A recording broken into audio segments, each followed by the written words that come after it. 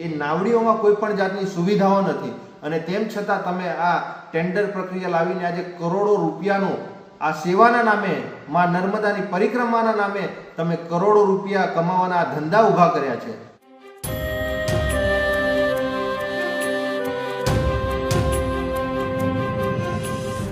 નર્મદા લાઈવમાં તમારું સ્વાગત છે। નર્મદાની પંચકોશી પરિક્રમાના પ્રથમ રાઉન્ડમાં જ અંધાધૂંધી સર્જાતા જિલ્લાના વહીવટીતંત્રના સજ્જ હોવાના દાવાની હવા નીકળી ગઈ હતી।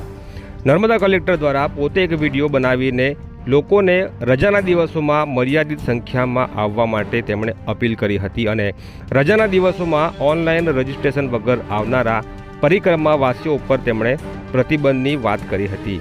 તેને લઈને સ્થાનિક હિન્દુ સંગઠનોમાં રોષ ફેલાયા બાદ હવે નર્મદા જિલ્લા આમ આદમી પાર્ટીના પ્રમુખ દ્વારા પણ આ મામલે કટાક્ષ કરતા કહ્યું છે કે માં નર્મદાની પરિક્રમા સેવા માટે છે કે કમાણી માટે। એમને વધુમાં શું કહ્યું છે જુઓ આ વિડીયોમાં। નર્મદા જિલ્લામાં પંચકોશી ઉત્તર વાહિની માં નર્મદાની પરિક્રમા એ ચૈત્ર માસના પવિત્ર દિવસોમાં આ પરિક્રમા ભાવિ ભક્તો લાખોની સંખ્યામાં અહીંયા ગાડી આવે છે। ત્યારે આજે સાધુ સંતો હોય, દરેક સમાજના લોકો અને નાના નાના ભૂલકાઓ માટે રજિસ્ટ્રેશન ફરજિયાત કરી દીધું છે। હવે આ જે રજિસ્ટ્રેશન છે એ સાધુ સંતો હોય કે દરેક સમાજના અહીંયા સ્થાનિક લોકો હોય, એ લોકો પાસે કોઈ સ્માર્ટફોન કે એન્ડ્રોઈડ ફોન હોતા નથી, એટલે રજિસ્ટ્રેશન માટે ખૂબ જ તકલીફ પડે છે।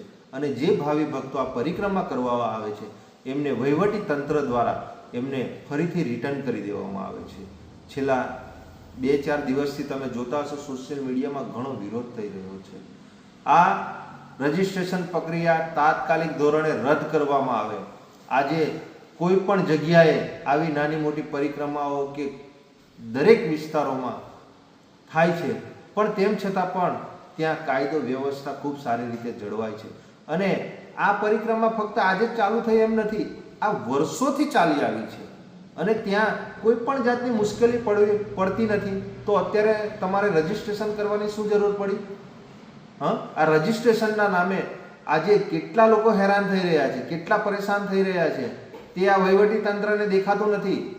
અને સાથે સાથે વહીવટી તંત્ર કહેતા હતા કે 14 થી 15 લાખ લોકો પણ આવી જાય તો અહીંયા ગાડી અમારી પાસે એટલી સુવિધા છે, એટલી વ્યવસ્થાઓ ઊભી કરી છે કે કોઈ પણ યાત્રીઓને કોઈ તકલીફ નહીં પડે। હજુ તો અઠવાડિયે 10 દિવસમાં 1 લાખથી લઈને 1.5 લાખ લોકો આવ્યા છે, તેમાં તો વહીવટી તંત્ર એ હાથ ઊંચા કરી દીધા છે। આજે ત્યાં ગાડી અમે જોયું કે 10 કરોડ રૂપિયા ગુજરાત પવિત્ર યાત્રા બોર્ડમાંથી ફાળવવામાં આવ્યા। એ 10 કરોડ રૂપિયાનો ઉપયોગ ક્યાં થયો? ત્યાં ગાડી સ્થળ પર ફક્ત 4-5 મોટા મોટા ડોમ બનાવી દીધા છે અને મોટા હોર્ડિંગ્સો લગાવી દીધેલા છે। ભારતીય જનતા પાર્ટીના નેતાઓના મોટા મોટા પોસ્ટરો લગાવ્યા છે। નર્મદા પરિક્રમાના પ્રથમ દિવસે જ વાવાઝોડું આવ્યું અને ઘણા હોર્ડિંગ્સો ત્યાં આગળ ફાટી ગયા। ત્યાર પછી તેમણે નવા હોર્ડિંગ્સો લગાવ્યા। પ્રજાના ટેક્સના રૂપિયાનો ઉપયોગ ક્યાં થઈ રહ્યો છે? આવા હોર્ડિંગ્સો લગાવવામાં, તમારી જાહેરાતો કરવામાં। ગયા વર્ષે જે નારું બનાવવામાં આવ્યું, એ નારા જે બ્રિજ બનાવવામાં આવ્યો, એ બ્રિજની અંદર જે ભૂંગળાઓ મૂકવામાં આવ્યા હતા એ 25-30 લાખ રૂપિયામાં સ્થાનિક લોકોએ ફાળો ઉઘરાવી અને એ બનાવ્યો તો 25-30 લાખ રૂપિયામાં બની ગયું। આજે એ જ બ્રિજ અને એ જ ભૂંગળાનો ઉપયોગ કરી અને 2 કરોડ ને 16 લાખ રૂપિયાનો એ બ્રિજ બનાવવામાં આવ્યો।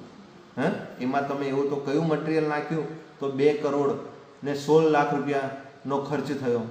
આ જે પ્રજાના ટેક્સના પૈસા છે એ પ્રજાના ટેક્સના પૈસાનો આ ખૂબ મોટા પ્રમાણમાં ભ્રષ્ટાચાર થઈ રહ્યો છે।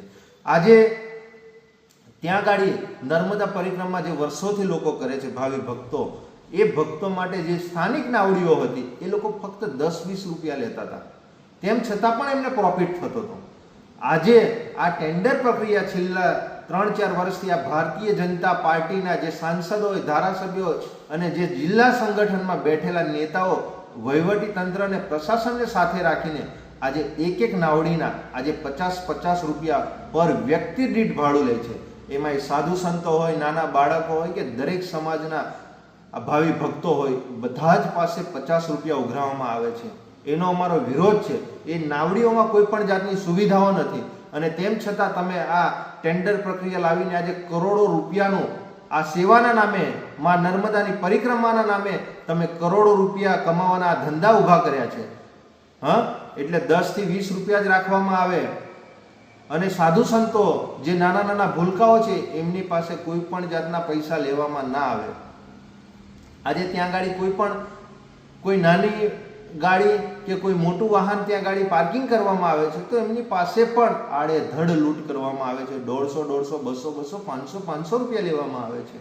તો અમારે ભારતીય જનતા પાર્ટીના જે આ નેતાઓ ચૂંટાઈને બેઠા છે અને જે આ પરિક્રમાઓના નામે મોટા મોટા હોર્ડિંગ્સ, બેનરો લગાવ્યા છે, શું તમે સેવા કરો છો કે સેવાના નામે આ મોટા મોટા બેનરો લઈને તમારો પ્રચાર કરી રહ્યા છો? અને પ્રચારની સાથે સાથે તમારે જો સેવા જ કરવી હોય તો ત્યાંના જે આ પરિક્રમા વાસીઓ આવે છે એ લોકોને ચા નાસ્તો કરાવો, એમને જમાડો, એમને બીજી કોઈ વ્યવસ્થાઓ ઉપલબ્ધ કરાવો.